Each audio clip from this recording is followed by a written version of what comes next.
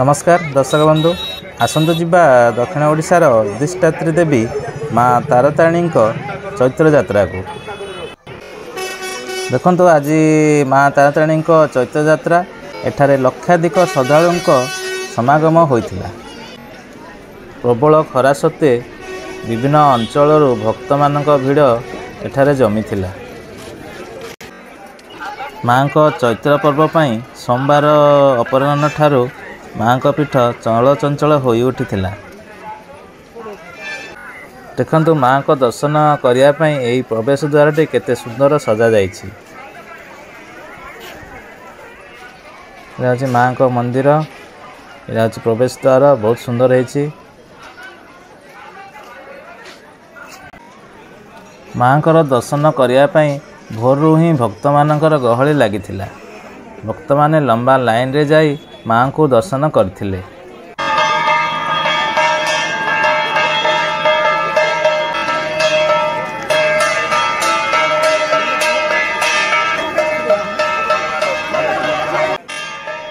मध्यरात्रि ही भक्त मानकर मानसिक पूर्ण पाई निज निज संतान संततिंकर मुंडन कराइथिले। देखंतु एरा होची मुंडन केंद्र। एपरि 5टी मुंडन केंद्र खोला जाइथिला।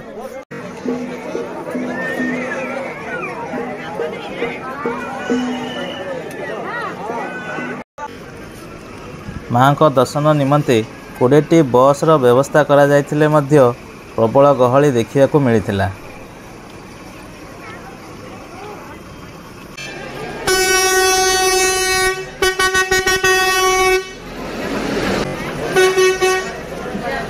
अन्य दिन अपेक्षा यही यात्रा दिन बस टिकटर मूल्य 30 टंका रु 60 टंका करा जाइथिला। माँ को दर्शन पाई भक्त माने लंबा धाड़ी करी माँ को दर्शन करथिले।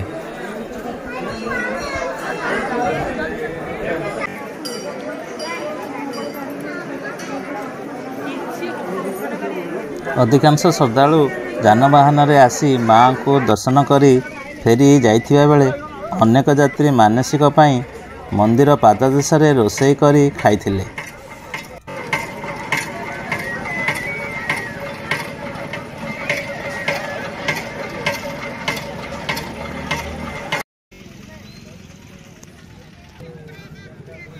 प्रबल जनगहली को दृष्टि रखी एठारे पार्किंग रो व्यवस्था मध्य करा जाइछि। देखंतु एठारे बाइक रखिया लगी सुविधा अछि। 4 व्हीलर कार बस इत्यादि रखिया लगी मध्य व्यवस्था करा जाइछि।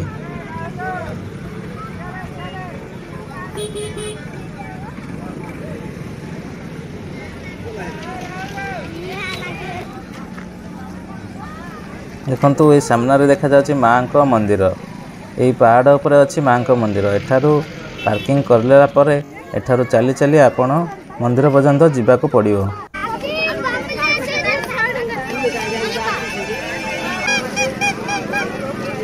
देखंतु रास्ता कड़े गड़ी उठिथिबा दुकान बजार और मीना बजार रे श्रद्धालु माने किणाकिणी करी यात्रार मजा नेउछंती।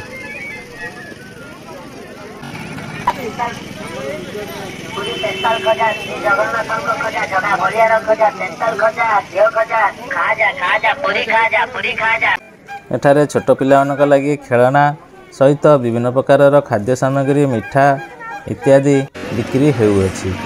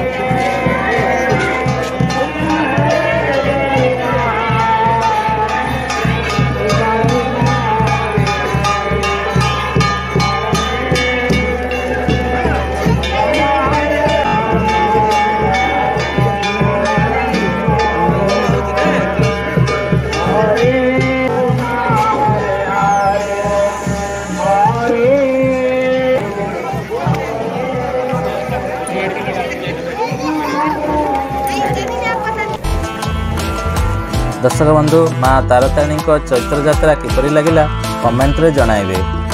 आउ वीडियोटी पसंद आसथिले लाइक करिवे, शेयर करिवे, आउ ए चैनल रे नुआ थिले चैनल को सब्सक्राइब करिवे।